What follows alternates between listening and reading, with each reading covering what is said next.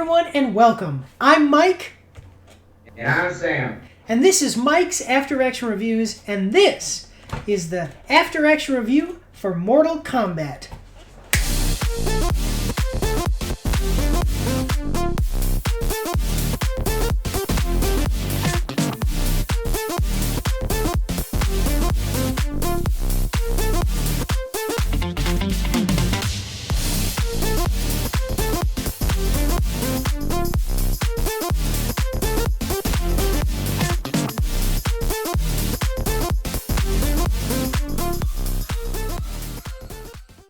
Alright everybody, so here we go. This is our After Action Review for Mortal Kombat. As we said in the intro, I got Sam here with me today.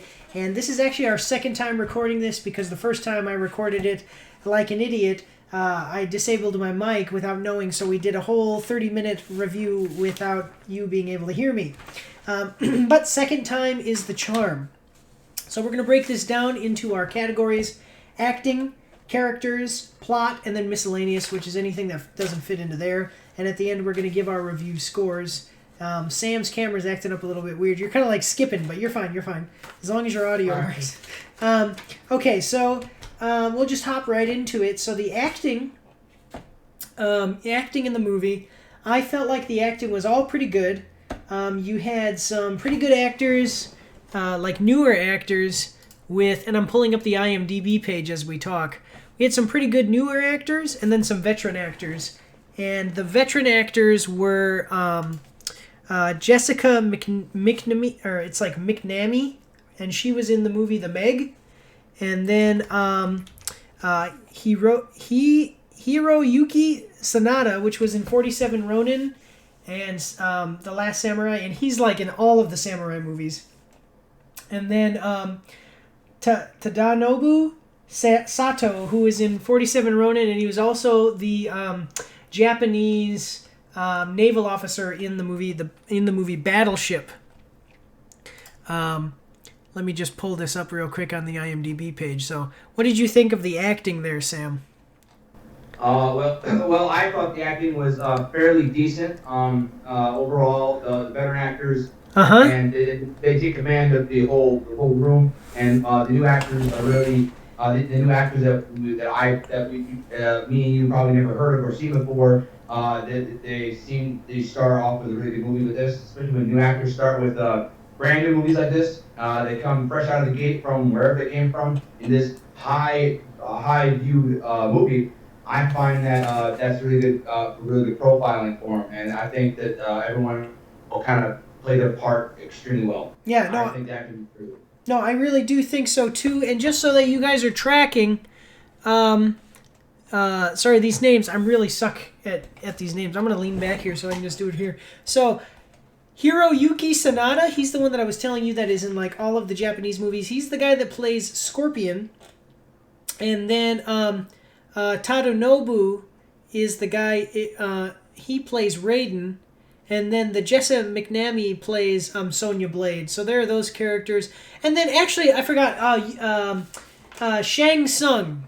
He is played by Chin Han, and he was the guy who was the bad guy, that little dweeb money guy from Batman: The Dark Knight. Yeah, so it's good to see these guys progressing in their careers, and then hopefully these newer actors this'll help them to get along in their careers. So anyway, so moving along from that, unless you have anything else, let's go into characters. Okay, so we have quite a few named Mortal Kombat characters. So you have Shang Tsung, Sub-Zero, Scorpion, Liu Kang, Kung Lao, Raiden, Goro, Reptile, Melina, Nitara, who is a lesser-known character from the video games, Raiko, who is also a lesser-known character from the video games. You got Cabal, Kano, and Jax. So you have like a big, huge menagerie of characters to pick from. I was really happy with all of the characters as far as the named characters. I think they all did really good. Actually, and I mentioned this to you before, Kano, I think, is the best character and is my favorite character. He's the best in the movie. Yeah, he's acted the best. I think that he was actually the best acted character too. Now that I'm thinking about it. I think it helps because Kano in the video game also is an Australian, and I'm glad they picked an Australian guy, and he's just he's an a-hole in the video games. He's an a-hole here, and he's just raunchy as an Australian normally would be in the first place. Yeah. And I find a lot of his one-liners that he has in the movie to die for. I thought they were absolutely hilarious, and just Kano was definitely easily the best character out of everybody that was played. No, awesome. And I'm going to tell you, it's going to be really entertaining in the review because your camera keeps like slowing down, but your audio is fine, so don't worry about that. You're good. I'm just telling you because you're going to see in the review. But no, as long as the audio is good. Okay, anyway. Yeah, Kano, if you guys don't know, is the guy who in the previews or the trailers, you see him and he says, Kano wins, you know, that guy. And that's basically that one line that you see in the trailer describes his acting through the whole movie. Like, he is really... Exactly. He's always way over the top, but that's exactly how Kano is supposed to be. He's over the top. Exactly. He's full of himself. Exactly. The only thing that I would say is that Raiden, he was a little bit underutilized here. I think that they could have done a better job. And then the main character is a new character, and he was like a blank slate type character, but he really didn't show himself as far to be anything special, even with some of the abilities that he gets as a Mortal Kombat fighter. I was like, whatever, you know. So moving forward, I hope that they actually, I don't know, if they move forward, I hope that they use other characters to move forward. Maybe he can still be in the movies and everything, but I think that they would have done just as good, actually, to follow Liu Kang in this movie. I think it was so as well, and especially, and I'm kind of glad that this one, the viewers have seen the original ones, the original Mortal Kombat in '96 and Mortal Kombat Annihilation. They mentioned Liu Kang related to Kung Lao. Yeah. Instead of Kung Lao. And I'm kind of very glad that they actually brought Kung Lao out. And people don't know Kung Lao is the guy with the hat. The hat, yeah. And that's the little thing, which is absolutely awesome. And I'm just glad they brought Kung Lao in there and they actually see him fighting together. And I'm just kind of upset also that they didn't use those two characters a lot more than they should have. They focused a lot on the new guy who is Cole Young and a lot on Sonya Blade as well. Which is Sonya Blade and all, but this new guy, I'm hoping in the second movie, which I saw somewhere, I think that they might be coming up with the second one. I hope they flesh him out a little bit more, kind of put him more of a backstory to kind of connect it even more to the Mortal Kombat movie and the video game. No, they've done a pretty good job of establishing the characters, and then it's been doing good enough at the box office. I think that they're going to do a second one. Actually, one thing that I do want to mention just about the characters very quickly that we hadn't talked about before is that Goro looked great.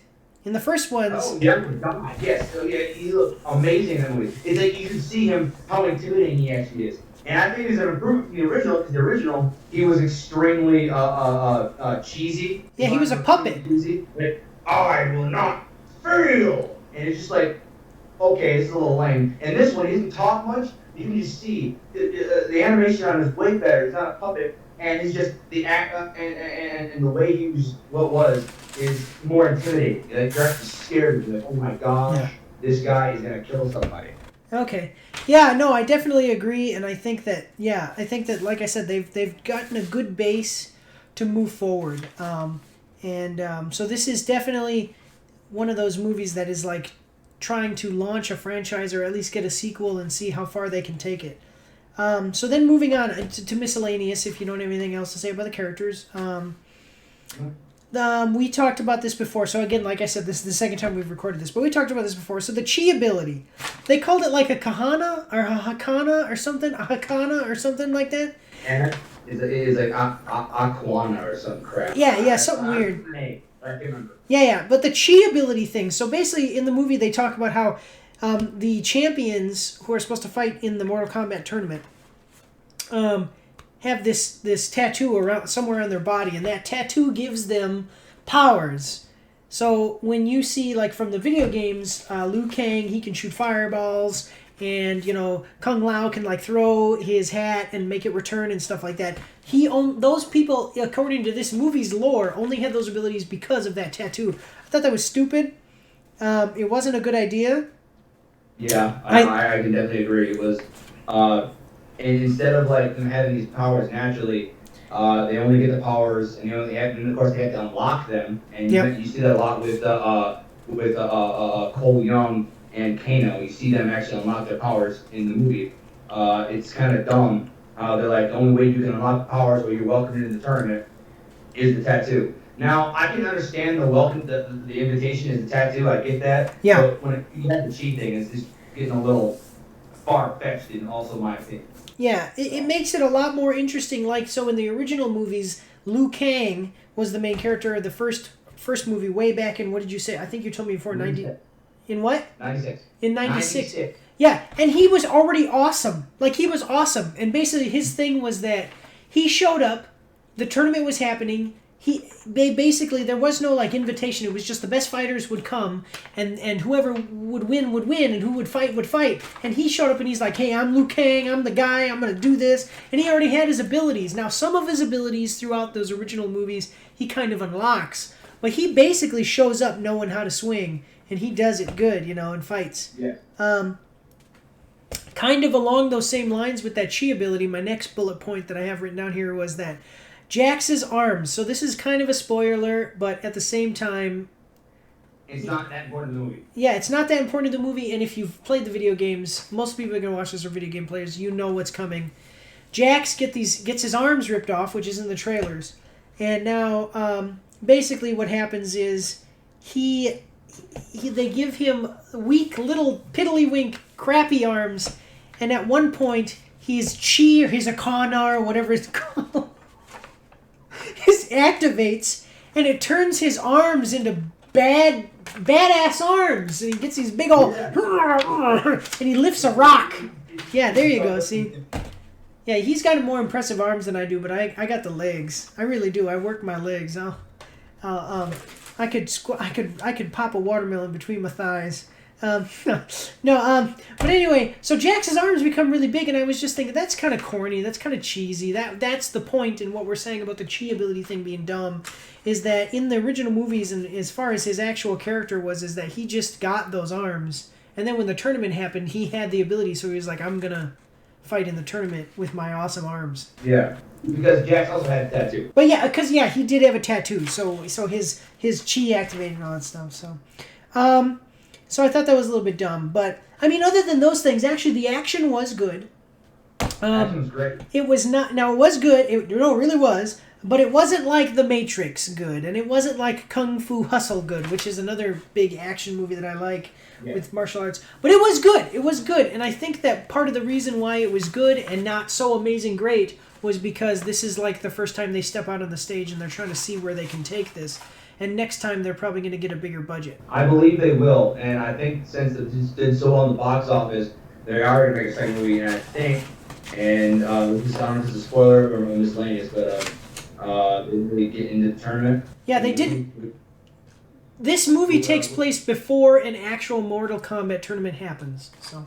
It's kind of on the saying to me. I like how they went backstories on these guys.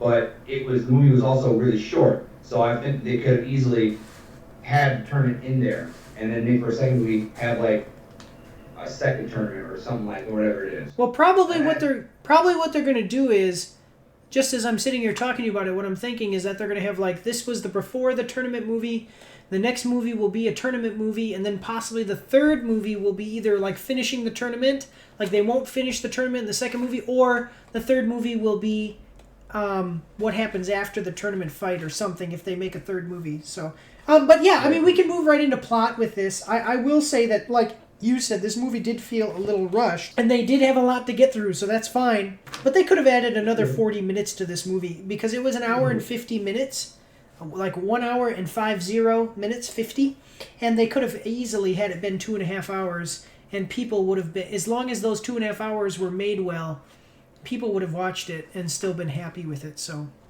yeah, I agree. Definitely rushed. Like I said, I like the fact that they went to background stories. They even kind of went back, which is what I really loved, was the big fight we wanted to see, Scorpion and Sub-Zero. It went back to why they're fighting. No. Not just.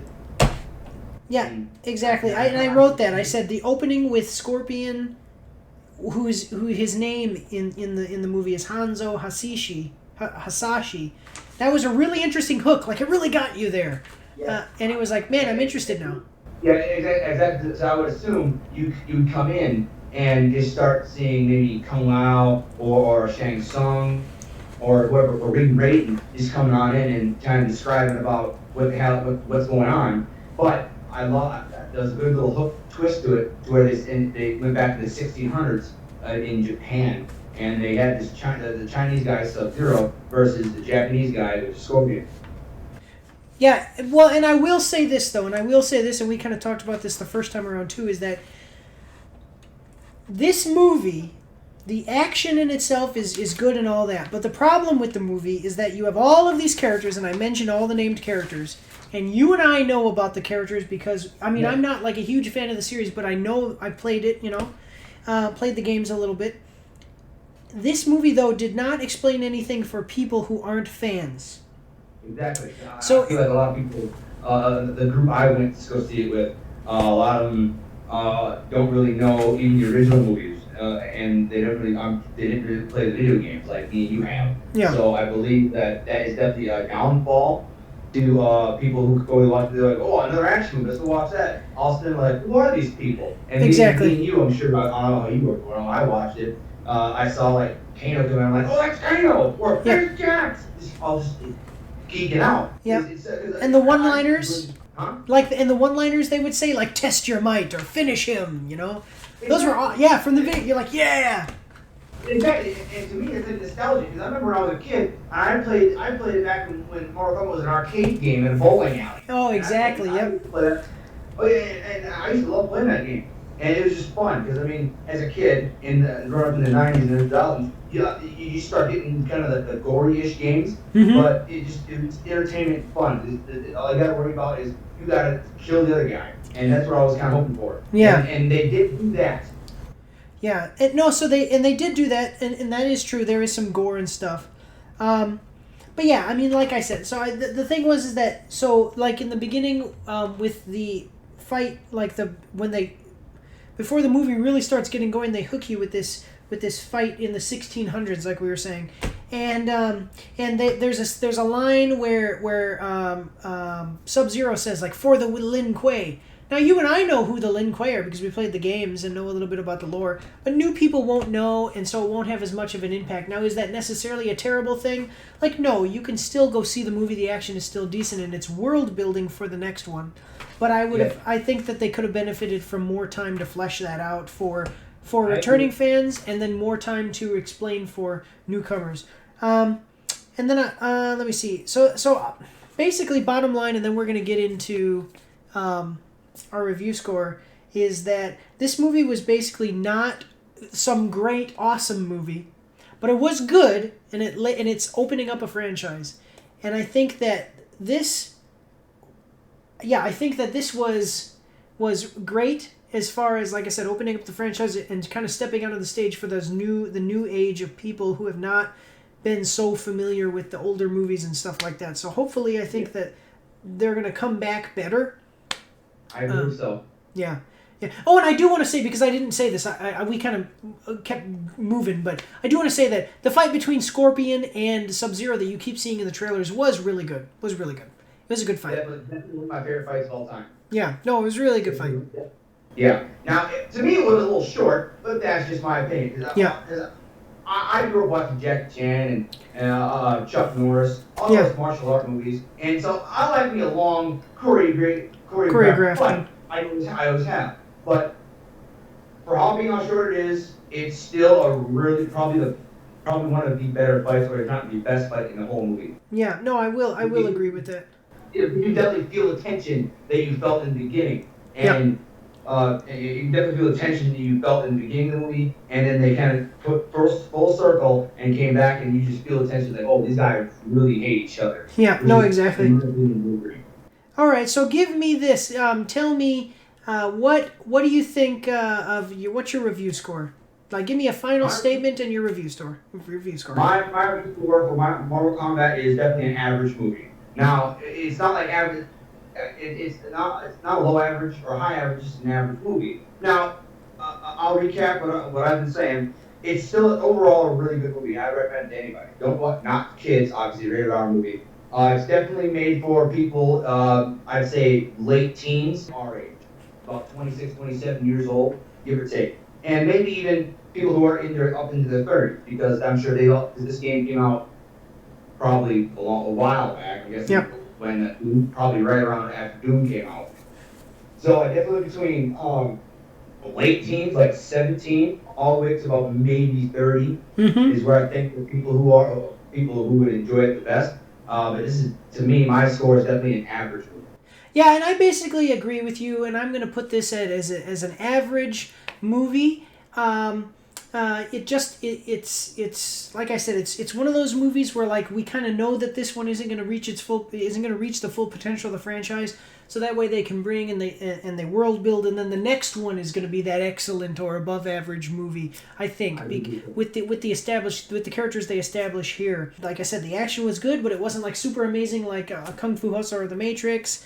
They've introduced these characters. Hopefully next time Liu Kang can do some more push-ups. Because in the first original movies, man, and we can see the tournament, and we'll get to see the Raiden. Raiden's got to do something, because if they would have had Raiden do something, that would have been really awesome for this one too. Yeah, he's more of a supporting character. Supporting actor for sure, which is kind of upsetting because we all know what Raiden can do. Once he can play the game, we all know what he can do, and that was one upsetting thing. But I agree. I think that I'm hoping that he will actually do something. Yeah. In the next upcoming movies. Yeah.